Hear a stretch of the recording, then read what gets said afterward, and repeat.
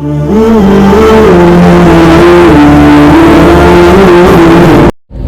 سور یہ مقدس غار ہے جس میں رسول اللہ 3 دن اور 3 راتیں رہے ہجرت کے موقع پہ.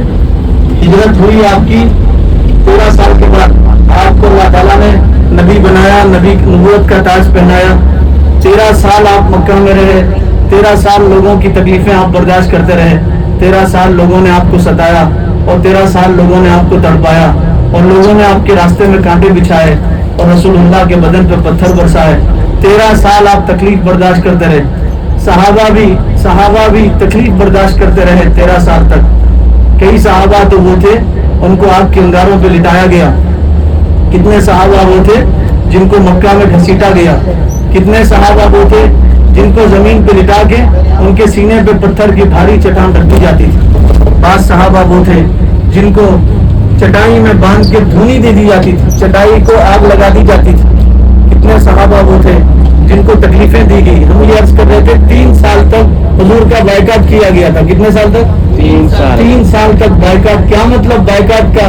آپ غور سے سنو. بائیکاٹ کا مطلب یہ ہے نہ ان سے کوئی بات کرے گا, نہ ان کو کوئی چیز دے گا, نہ وہ ان سے کوئی چیز لے گا, نہ کوئی چیز خریدے گا ان سے, نہ کوئی چیز بیچے گا. 3 سال تک رسول اللہ صلی اللہ علیہ وسلم کا بائیکاٹ کیا گیا. ایک گھاٹی کے اندر آپ کو اور آپ کے خاندان والوں کو قید کیا گیا. بوڑھے ابو طالب بھی آپ کے ساتھ میں تھے. 3 سال تک کھانے کی کوئی چیز آپ کو نہیں ملی. 3 سال تک کھانے کی کوئی چیز آپ کو نہیں ملی. پینے کے لیے پانی نہیں ہوتا تھا, در در پھرنا پڑتا تھا. تھوڑے سے پانی میں پورے قبیلے خاندان کے لوگ پانی پی لیتے تھے. تھوڑا سا کہیں سے کھانا مل جاتا تھا تو لقمہ لقمہ کھا لیا کرتے تھے. کھانا ختم ہو گیا, درخت کے پتے کھاتے تھے, درخت کے پتے. ایک صحابی فرماتے میں استنجا کے لیے گیا اور جب میں استنجا کرنے لگا تو آواز آنے لگی. میں استنجا سے فارغ ہوا تو میں نے دیکھا چمڑا ہے جو سوکھ گیا ہے. فرماتے وہ چمڑا لا کے اس کو ہم پیس کے اس کو کھا کے ہم نے پانی پیا. بچے دودھ کے لیے روتے تھے, ماں کو دودھ نہیں آتا تھا, بچے روتے تھے, دل ملاتے تھے. ان سب کو دیکھ کے رسول اللہ روتے تھے. 13 سال تک آپ تکلیف برداشت کرتے رہے. 13 سال کے بعد اللہ تعالیٰ نے آپ کو فرمایا آپ ہجرت کر کے مدینہ منورہ جائیے. رسول اللہ پھر 13 سال کے بعد ہجرت کر کے مدینہ منورہ پہنچے. اسی غار کے پاس سے گئے تھے. آپ صلی اللہ علیہ وسلم کو مدینہ پہنچنے میں 15 دن لگے. کتنے دن؟ 15 دن کے بعد آپ مدینہ پہنچے. تو یہ مقدس شہر ہے مکہ مکرمہ جو انبیاء کا شہر ہے, جس میں رسول اللہ دنیا میں تشریف لائے. آپ 53 سال تک اسی شہر میں رہے. اسی شہر کی گلیوں میں آپ دعوت دیتے رہے, لوگوں کو اللہ کی طرف بلاتے رہے. اسی شہر سے آپ کو بے پناہ محبت تھی.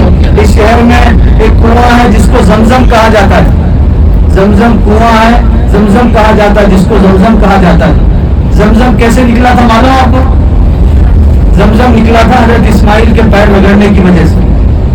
سنو زمزم کی تاریخ سنیے. زمزم نکلا تھا حضرت اسماعیل علیہ السلام کے پیر رگڑنے کی وجہ سے اور حضرت ہاجرہ کے بے قرار ہونے کی وجہ سے, تڑپ کی وجہ سے اللہ تعالیٰ نے بچے کے پیر کے نیچے سے زمزم نکالا.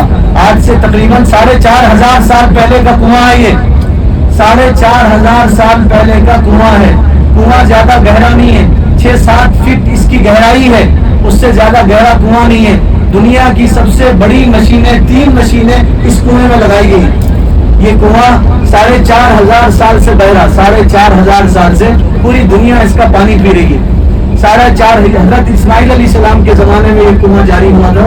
اس کے بعد یہ کنواں جاری ہوا. پھر کئی 100 سال کے بعد یہ کنواں اللہ تعالیٰ اس کی نشان کو ختم کر دیے. کنویں کے نشان کو اللہ تعالیٰ ختم کر دیے تھے اور کنواں پار دیا گیا تھا اور کنواں ختم ہو گیا تھا. عرب لوگ کنویں میں غلاظت ڈالتے تھے, کچرا ڈالتے تھے, گندی چیزیں ڈالتے تھے, اور اس کے بعد یہ کنواں پار دیا گیا تھا اور یہ کنواں بند کر دیا گیا تھا. دیکھیے حضرت حضور کے دادا عبد المطلب, حضور کے دادا کیا نام تھا ان کا؟ عبد المطلب. ایسی محبت ہمیں رسول اللہ کے باپ دادا کا نام بھی یاد نہیں.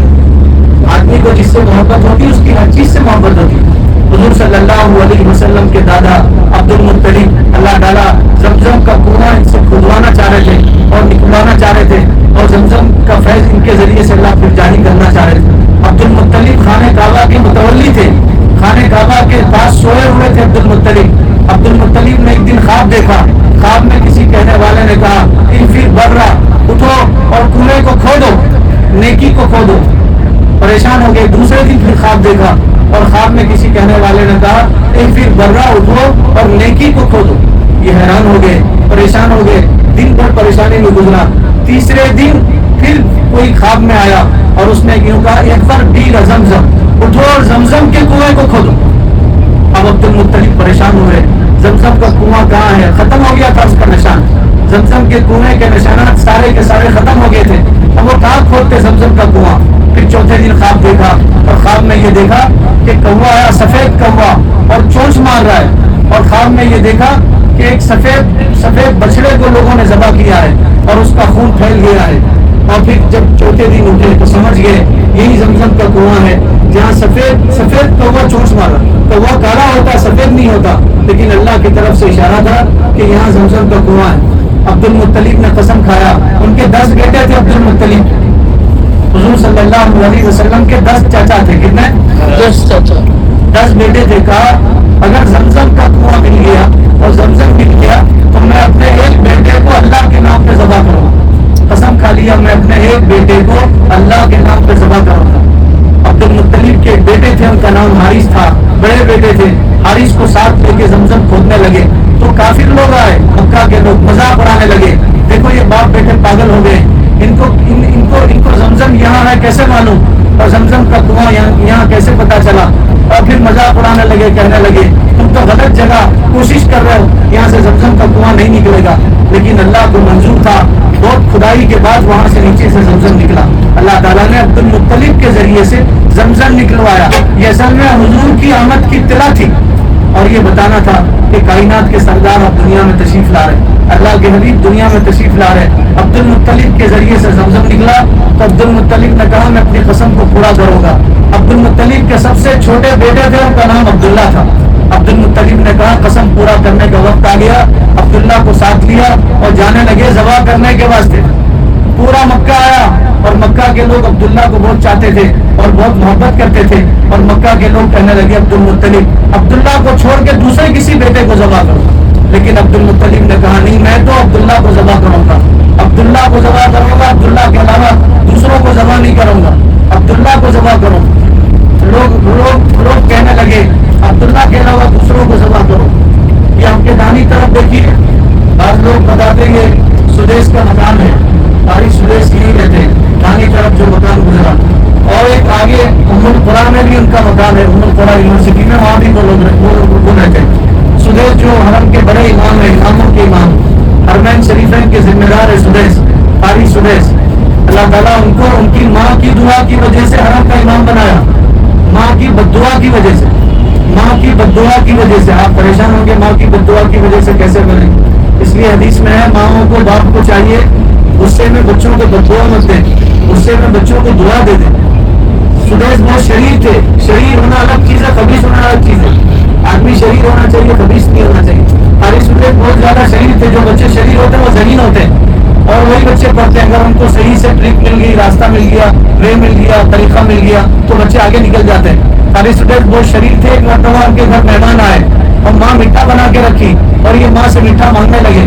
تو ماں کہنے لگی مہمانوں کے کھانے کے بعد دیا جائے. تو ان کو غصہ آ رہا, مٹی اٹھا کے لائے باہر سے اور مٹیاں ڈال دی. تو ماں کو بہت غصہ آیا. ماں بولے جا تجھے اللہ کعبے کا امام بنا. یہ ان کا واقعہ اخبار میں چھپا, یہاں سعودی کے اخبار میں یہ ان کا واقعہ چھپا. تو ماں کی وہ دعا اللہ تعالیٰ ان کو حرمین شریفین کا بڑا امام بنا. آج بھی ان کی آواز میں جادو ہے. ان کی عمر تو دیکھیے کتنے سال سے امامت کر رہے ہیں. آج بھی محسوس ہوتا ہے ابھی جوان ہے, ابھی جوانی میں قرات کر رہے ہیں. اللہ تعالیٰ ان کو سلامت رکھے. ان کی قرات سے اللہ تعالیٰ پوری امت کو فیضیات فرمائے. تو ہم یہ سنا رہے تھے, کیا سنا رہے تھے بولی یاد ہے آپ کو؟ عبداللہ کو ذبح کرنے کے لیے عبد المطلب لے کے چلے. لوگوں نے کہا عبداللہ کو چھوڑ دو. عبد المطلب نے کہا نہیں, میں عبداللہ کو ذبح کروں. پھر ان زمانے میں کاہنہ تھی, کاہن عورت تھی. کاہنوں کے پاس نہیں جانا, طوطے اس کا فال کھولنے والوں کے پاس جاتے. حدیث میں ہے فال کھولنے سے ایک مرتبہ کوئی آدمی فال کھولا تو 40 دن تک اس کی نماز نہیں ہوتی. فال کھولنے کا مطلب یہ ہے ہم اللہ کی تقدیر میں شک کر رہے ہیں. فال کھولنے کا مطلب یہ اللہ کی تقدیر میں, اس کی قدرت میں ہم شک کر رہے ہیں. فال کھولنا حرام ہے, ناجائز ہے, جائز نہیں ہے فال کھولنا. جو کسی دیکھیے دانی طرف دیکھیے, حرم کی حدود ہے, چھوٹا سا مینا یہ ہے, कमान, ये देखिए दानी तरफ राइट साइड में चले गया, हम लोग हरम के बाहर आ गए, हुदूद हरम के बाहर आ गए। अब तक हम हरम में थे, वहाँ एक नेकी 1 लाख नेकी के बराबर थी, अब हम हुदूद हरम के बाहर आ गए, हुदूद हरम खत्म होगी। तो अब्दुल मुत्तलिब ने कहा नहीं मैं अब्दुल्ला को ज़बह करूंगा। फिर एक काहिना ने कहा नहीं 10 ऊँट एक तरफ रखो और अब्दुल्ला को एक तरफ रखो और कुरा डालो। कुरा डाला गया, अब्दुल्ला का नाम आया। फिर दूसरी मरतबा 10 ऊँट रख के कुरा डाला गया, 100 ऊँट रख के कुरा डाला गया। तो आखिर में नाम ऊँटों का आया और अब्दुल्ला ज़बह होने से बच गए और 100 ऊँट ज़बह हो गए। इसीलिए हुजूर फरमाते मैं 2 ज़बीहों का बेटा हूँ। हुजूर फरमाते मैं 2 ज़बीहों का बेटा हूँ, इस्माइल ज़बी और अब्दुल्ला ज़बी का बेटा हूँ। ये आपके राइट साइड में देखिए, ये दुनिया की बड़ी यूनिवर्सिटी में एक यूनिवर्सिटी है, दुनिया की बड़ी यूनिवर्सिटियों में से एक यूनिवर्सिटी है, इसका नाम है उम्मुल कुरा। क्या नाम है? उम्मुल कुरा। पूरे दुनिया के बच्चे यहाँ पढ़ते हैं, पूरे वर्ल्ड के बच्चे, खासतौर से मुस्लिम कंट्रीज के बच्चे, हमारे हिंदुस्तान के बच्चे भी है, पूरी दुनिया के बच्चे यहाँ तालीम हासिल करते हैं। उम्मुल कुरा यूनिवर्सिटी है और इसी में सुदेश का मकान भी है, यहाँ भी रहते हैं सुदेश, अब्दुर्रहमान सुदेश उनका मकान है, इसी में भी रहते हैं, इसमें भी उनका मकान है। यहाँ पढ़ाते भी है, वो यहाँ के जिम्मेदार भी हैं, सबक पढ़ाते हैं, यहाँ पे बच्चों को पढ़ाते हैं, शरीयत पढ़ाते हैं। कारी सुदेश जो इमाम है, बड़े इमाम, ये उम्मुल कुरा बड़ी यूनिवर्सिटी है, पूरे दुनिया की मुस्लिम यूनिवर्सिटियों में बड़ी यूनिवर्सिटी है, काफी दूर से बच्चे आके यहाँ पढ़ते हैं। अब हम लोग दाखिल हो रहे हैं जहाँ हज किया जाता है, हज के मकाम पे। कहाँ जा रहे हैं? बोलो जल्दी बोलो। जहाँ दुनिया से लोग हज करने के लिए आते हैं हज के दिनों में, 8, 9, 10, 11, 12, 8, 9, 10, 11, 12 जिलहिज्जा को हज होता है। सामने देखते रहो आप, आपको आने के बाद बताएंगे इंशाल्लाह। जहाँ हज होता है पूरी दुनिया के लोग, जहाँ साल में 5 दिन जमा होते हैं। अब हम वो जगह देखने के लिए जा रहे हैं, मैदान अरफात देखेंगे इंशाल्लाह। मैदान अरफात क्या देखेंगे? मैदान अरफात। मैदान अरफात हज का सबसे हज का मैदान है, पूरे हाजी मैदान अरफात में जमा होते हैं, पूरे दुनिया के हाजी मैदान अरफात में जमा होते हैं।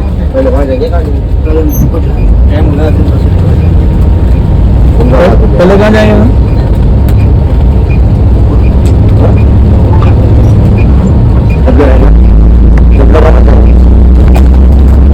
सुनिए, हमारे ड्राइवर साहब बता रहे हैं भाई मस्जिद निमरा पे भी थोड़ा रुकना है।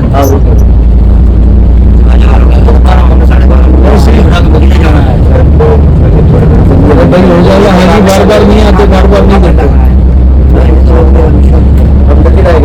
2 मिनट 2 रकात नमाज पढ़ लेंगे बस।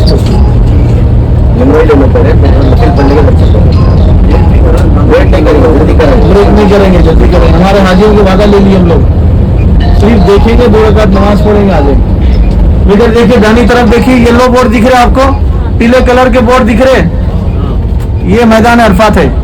इसके अंदर जो है वो मैदान अरफात है। पीले कलर के बोर्डों के अंदर जो नजर आएगा आपको वो सब मैदान अरफात है। देखो उस पर लिखा हुआ है बिदायत अरफात। अब इंग्लिश में लिखा हुआ है, कुछ तो नजर आ रहा आपको? Start here, Arfat start here, यहाँ से अरफात शुरू है। बिदायत अरफात, अरबी में बोलते हैं अरफात शुरू। जहाँ भी येलो कलर के बोर्ड आपको नजर आएंगे तो आप समझना वो अरफात का मैदान। अरफात का मैदान हशर नशर का मैदान है, क़यामत यहीं बपा होंगी, हिसाब व किताब अल्लाह ताला यहीं लेंगे। अरफात का मैदान मुक़द्दस मैदान है। पूरे दुनिया के हाजी एक ही लिबास में आपको नजर आएंगे, पूरे दुनिया के हाजी एक ही लिबास में, सब हरम, सब एहराम की हालत में आपको नजर आएंगे। जिधर देखिए उधर सफेद कपड़ों में बगैर टोपी के लोग नजर आएंगे। आप या तो सफेद कपड़ों में होंगे या बुर्कों में औरतें नजर आएंगी। पूरा मैदान सफेद लोगों से भरा हुआ होता। और जो हज में अरफात में नहीं आया उसका हज नहीं होता। अरफा के अरफे में हाजिरी 9 जिलहिज्जा को होती है, यह अहम रुकन है। अगर कोई अरफा में नहीं आया उसका हज नहीं होता। सोते हुए गुजरा तो भी हज हो जाता, चुप गुजरा तो भी हज होता। और जो मैदान अरफात में नहीं आया उसका हज नहीं होता। पूरे दुनिया के हाजी एक साथ आपको मैदान अरफात में नजर आएंगे। एक दिन पूरा यहीं रहते हैं, टेंट डाले हुए होते हैं, बाज लोग खुले आसमान के नीचे पड़े रहते हैं। पूरा मैदान 40 लाख हाजी यहाँ जमा होते। कितने लाख? 40 लाख हाजी यहाँ जमा होते। दुआ कीजिए अल्लाह ताला अगले साल हमारा भी शुमार हाजियों में फरमाए। अल्लाह ताला हमें भी बुलाए। देखो हमारे लिए मुश्किल, अल्लाह के लिए मुश्किल है। आप दुआ तो करो। देखो बाज लोग, कितने लोग कैसे कैसे आए, आने की तमन्ना नहीं थी आगे, उम्मीद नहीं थी आगे, اللہ تعالیٰ کیسے کیسے اسباب بنا کے یہاں پہنچا دیا. اللہ تعالیٰ بہت غنی ہے, اللہ طرف کو دیکھتے ہیں. آپ دعا تو مانگو, اللہ پہنچا دیں گے انشاءاللہ. اگلے سال اللہ سے اڑ کے مانگنا, یا اللہ اگلے سال مجھے حج کے لیے قبول فرماؤ. جب آئیں گے تو آپ یہ میدان میں حاضری دیں گے انشاءاللہ. بولو ہم سب آئیں گے, جتنے لوگ آئے وہ سب حج میں آئیں گے انشاءاللہ. آپ یقین کے ساتھ دعا مانگو, آپ کی دعا قبول ہوتی ہے. یہ سامنے آپ کو ایک برج نظر آ رہا, سامنے برج, پل نظر آ رہا, سامنے برج نظر آ رہا. دیکھیے یہ ٹرین کا برج ہے. حج کے دنوں میں یہ ٹرین چلتی, بلیٹ ٹرین ہے, حج کے دنوں میں چلتی, صرف حج میں چلتی سال میں, باقی دن بند رہتی. یہ پورا برج بند ہے باقی دنوں میں. یہ برج جب تعمیر ہو رہا تھا, چائنا کے لوگ تعمیر کر رہے تھے, تو کئی لوگ مسلمان ہوئے تعمیر کرتے کرتے, حاجیوں کو دیکھ کے اسلام قبول کر لیے. یہ میٹرو ٹرین ہے, صرف یہاں مینا مزدلفہ عرفات میں چلتی ہے, اور صرف حج کے دنوں میں چلتی, باقی دنوں میں بند رہتا ہے. ابھی ہم لوگ انشاءاللہ مسجد نمرہ جائیں گے. مسجد نمرہ میں کوئی عبادت نہیں ہے خاص, سنیے, کوئی خاص عبادت نہیں ہے. موقع ملے, وضو ہے اگر آپ کا تو 2 رکعت نماز پڑھ لو, نہیں ہے اندر داخل ہو کے گاڑی میں بیٹھ جاؤ. اور جن کو چلے نہیں آتا وہ نیچے مت اترو, گاڑی میں بیٹھ کے مسجد نمرہ کو دیکھو. مسجد نمرہ عرفات کی مسجد ہے, حج کی مسجد ہے. حج کا خطبہ یہی ہوتا, کہاں ہوتا؟ مسجد نمرہ. اس کا شروع کا حصہ عرفات کے باہر ہے, اور باقی حصہ عرفات کے اندر ہے. شروع کے گنبد وغیرہ عرفات کے باہر ہے, اور باقی کا پورا حصہ عرفات کے میدان میں ہے. اس کو مسجد نمرہ کہتے ہیں. مسجد نمرہ میں خطبہ ہوتا ہے, حج کا خطبہ. 2 نمازیں ایک ساتھ پڑھی جاتی ہیں, ظہر اثر ملا کے پڑھی جاتی, 2 نمازیں ایک ساتھ یہاں پڑھی جاتی. حج کا خطبہ اسی مسجد میں دیا جاتا ہے. تو وہ مسجد دیکھیں گے, وہاں دعا کریں گے, اللہ تعالیٰ اگلے سال ہمیں یہاں پہنچا دے. کریں گے دعا انشاءاللہ. چلیے یہ دانی طرف دیکھیے, مینار وغیرہ جو نظر آ رہے ہیں وہ مسجد نمرہ کے مینار ہیں, گنبد ہے. اس کے اگلے جو گنبد ہے وہ عرفات کے باہر ہے, اور باقی جو حصہ ہے وہ عرفات کے اندر ہے. دیر نہیں لگانا, 2 منٹ میں آ کے بیٹھیں گے, وعدہ کرو تو گاڑی وہاں روکتے ہیں. بولو جلدی بولو, دیر نہیں کریں گے. جس میں طاقت ہے, وضو ہے, وضو بنانے کا کوئی وہاں غسل خانہ وضو خانہ نہیں ہے. آپ کو وضو ہے تو جا کے 2 رکعت نماز پڑھو, وضو نہیں ہے تو گاڑی میں بیٹھو, یا جا کے اندر داخل ہو کے آگے گاڑی میں بیٹھ جاؤ. میں ڈرائیور صاحب کو جانا ہے, بیچارے جلدی کر رہے ہیں, آپ لوگ ان کا خیال کیجیے.